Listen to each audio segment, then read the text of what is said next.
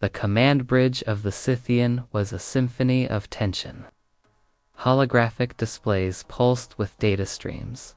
Officers moved with a calculated haste that bordered on dread, and at the heart of it all, Commander Elias Thorne sat in his command chair, a man forged from steel and exhaustion. The enemy the technologically superior Kellen hegemony had held them at a stalemate for 3 long, grinding months. Every attempt at a breakthrough had been met with impenetrable silence. The Kellen communications were an enigma, a constantly shifting cipher that had rendered every one of his signals intelligence officers useless. All of them, save one, tucked away in the darkest corner of the bridge. A small alcove dominated by banks of humming servers and glowing consoles sat the one they called Whisper. Ensign Anya Petrova, callsign Whisper, was a spectral presence on the bridge. She spoke only when spoken to.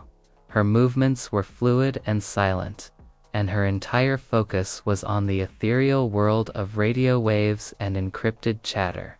Her talent, rumored to be a form of auditory synesthesia, was in hearing the texture of data, the subtle rhythms and cadences that standard decryption algorithms missed.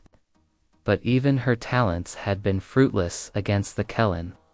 "Report, Lieutenant," Commander Thorne barked, his voice cutting through the hum. "Anything." Lieutenant Commander Jensen, the head of the Sergeant Division, sighed. His shoulders slumped. "Nothing, Commander. We've run every permutation of the new algorithm. It's a dead end. The Kellen are a ghost in the network." Thorne's fist clenched on the armrest of his chair. "A ghost in the network. We are the most advanced fleet in the sector, and we can't crack their comms." "What are they? Sorcerers?" Jensen glanced at Whisper, who remained motionless, her dark eyes glued to a spectral waveform on her screen. "With all due respect, sir, their encryption is a living thing. It learns, it adapts. We've been hitting static for weeks. Then find a new approach," Thorne snapped. "A different frequency, a new protocol, something." His gaze settled on Whisper, and he saw her lean forward, her hand moving a dial with a surgeon's precision. He had approved her strange, unorthodox equipment requests: custom-built receivers, archaic analog filters out of desperation, but so far, they had yielded nothing. He considered ordering her to abandon her station and join the rest of the team on a more conventional path. But something about her quiet intensity gave him pause. Just then, an alert pinged on Jensen's console. "Commander, a new signal. On the outer rim, frequency it's faint, highly erratic. It's just noise." Thorne leaned forward, his frustration boiling over. "Noise, a random burst of static. Do you have any idea how much energy we've expended chasing these decoys? Ignore it. We need a confirmed comms packet, not just digital chaff." Jensen began to comply, his fingers hovering over the console to kill the feed. But before he could, Whisper's quiet voice cut through the bridge for the first time that day. "No," she said, her voice a soft, almost imperceptible sound that seemed to pull every eye to her. "It's not random," Thorne frowned. "Ensign Petrova, what are you talking about?" She didn't look up from her console. "The signal, it's not static, it's a signature. A signature embedded in the noise." Jensen scoffed. "Ensign, that's impossible. My analysis shows a 99.7% confidence level that it's simply atmospheric interference. It has no discernible pattern." "The pattern isn't in the bits," Whisper said, her voice still quiet but firm. "It's in the space between them, the rhythm, the silence." Thorne studied her. He had read her file. a prodigy from the academies, a savant with numbers and patterns, but utterly lacking in the social graces and assertiveness required for command.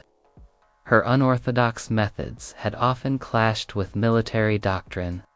He'd seen her dismissed by a dozen senior officers before he had taken a chance on her. "Ensign," he said, his voice laced with the finality of a superior officer, "we are running out of time.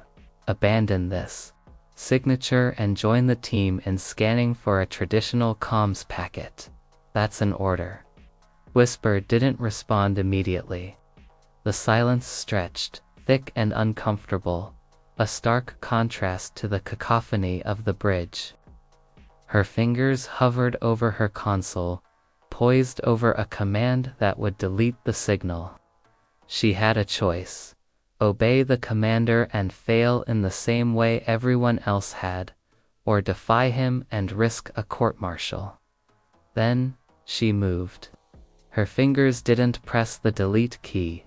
Instead, they danced across her custom-built control panel, a blur of motion that drew every eye. She was not just analyzing the signal now, she was actively manipulating it. She was isolating, filtering, and amplifying the subtle rhythms she had detected. A soft, low-frequency sound began to fill the bridge, a hypnotic thrumming that was barely audible, but felt more like a vibration in the chest. It was the noise Jensen had so quickly dismissed, now isolated and amplified, a rhythm without a melody. "Ensign." Thorne's voice was a sharp crack of command. "What is the meaning of this? I gave you a direct order." She finally looked up, her eyes locking onto his. For the first time, he saw something in them besides quiet intensity. He saw desperation, conviction, and a plea for trust. "Commander, listen. The Kellen are a hive mind. Their comms aren't a data packet, they're a song. A song of 100 million voices. And this," she gestured to the faint thrumming sound filling the air, "this is a single note of their collective symphony. It's the key." Thorne felt a flicker of exasperation. A key? To what? A musical composition. "To their synchronization," she said, her voice a hushed urgency. "This is the command frequency they use to align their ships for a large-scale maneuver. They embed it in the static to make it untraceable. If we can understand this rhythm, we can predict their next move." Thorne shook his head. "This is madness. It's a leap of logic that has no basis in reality. I need actionable intelligence, not a theory based on a feeling." Just then, a klaxon blared on the bridge. The tactical officer's voice was strained. "Commander, multiple contacts detected. Kellen fleet emerging from FTL jump at the coordinates." Jensen identified exactly where the static burst originated.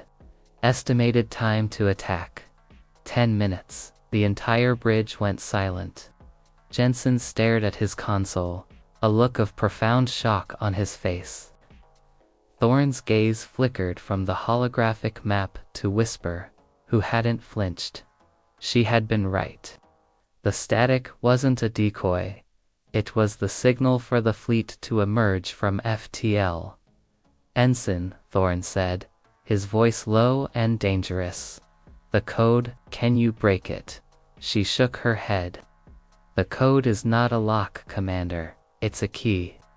The key opens the door to their comms, but the lock is different for every ship, every officer. The only way to know what they're saying is to listen. But they're about to shift protocols. The key will be gone in moments." Thorne stared at her, his mind racing. They were out of time. His fleet was exposed.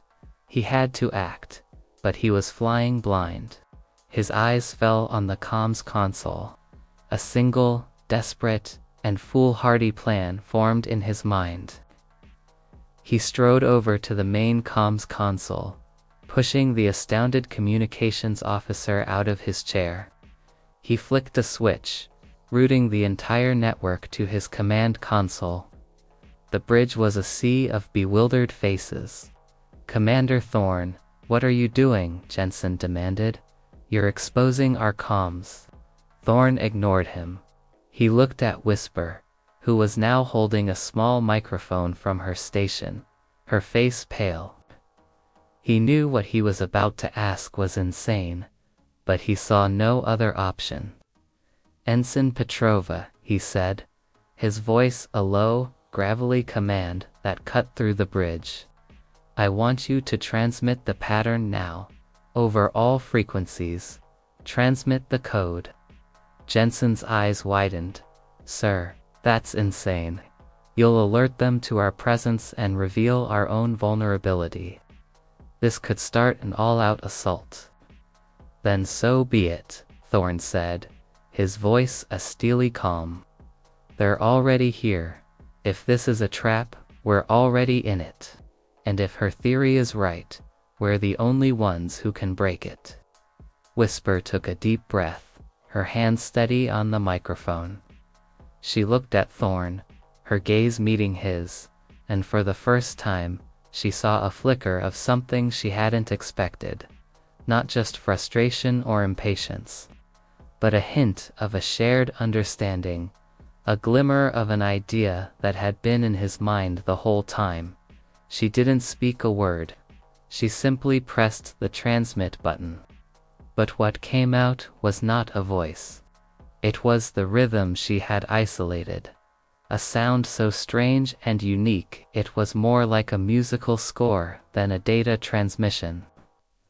It was a sequence of low-frequency pulses, each with a specific tone and length, interspersed with precisely measured moments of silence. It was a digital fingerprint, a sound that seemed to hum with an almost impossible harmony. The bridge fell into a hush. Thorne watched the tactical display as the Kellen ships, which had been forming up for a decisive strike, suddenly wavered. Their formation broke, and they began to veer away from the Scythian. The tactical officer's jaw dropped. "They're disengaging," he said, his voice filled with disbelief. "Their main cruiser is shifting course. They're retreating." Jensen's head snapped back and forth between the tactical display and Whisper. What in the world? What was that? Thorne didn't answer. He was staring at Whisper, his mind reeling. He had heard that code before, not a digital signature, but the actual rhythm. It wasn't the Kellen's song. It was a forgotten tune from a time before he had taken command of the Scythian. He had spent the first 5 years of his career as a deep-cover operative, working in a clandestine signals network. Their comms were a carefully guarded secret, a low-frequency rhythm-based system that bypassed traditional encryption. It was so simple, so analog, that no one would ever think to look for it. The call signs were also carefully chosen, and each had a specific meaning, a nod to the silent nature of their work. His own call sign had been Echo, and the call sign for their chief cryptographer, the one who had designed the entire system, was Whisper. He walked over to Whisper's station, the sound of her rhythmic code still fading in his ears. He looked at her, at the young ensign who had a name and a call sign that were the exact same as the ghost from his past. "Ensign Petrova," he said, his voice low, his eyes scanning the bridge, making sure no one was close enough to overhear. "What was your father's name?" Anya's eyes widened. A flash of fear, then understanding, passed across her face. "Nikolai. Major Nikolai Petrova." Thorne felt a jolt run through him. It was a name he hadn't heard in decades. The name of the man who had been his mentor, his partner in the clandestine network. The man who had disappeared during a mission, presumed dead. The man whose call sign had been minstrel. Thorne's breath caught in his throat. He leaned closer to Anya. Minstrel's code, he whispered, a child of a secret symphony. Anya's eyes filled with tears, a rare display of emotion. Her father's final message to the network, a coded farewell that had never been answered. But she, as his child, had heard the call. You knew him?" she asked, her voice trembling. Thorne nodded slowly. "He taught me everything I know about reading a signal. About listening to what isn't there. He taught me about whispers." He looked at her, at the girl who was the living embodiment of the ghost from his past. "Your call sign. It's not a coincidence. It was a promise, a message from him, wasn't it?" Anya nodded, a single tear tracing a path down her cheek.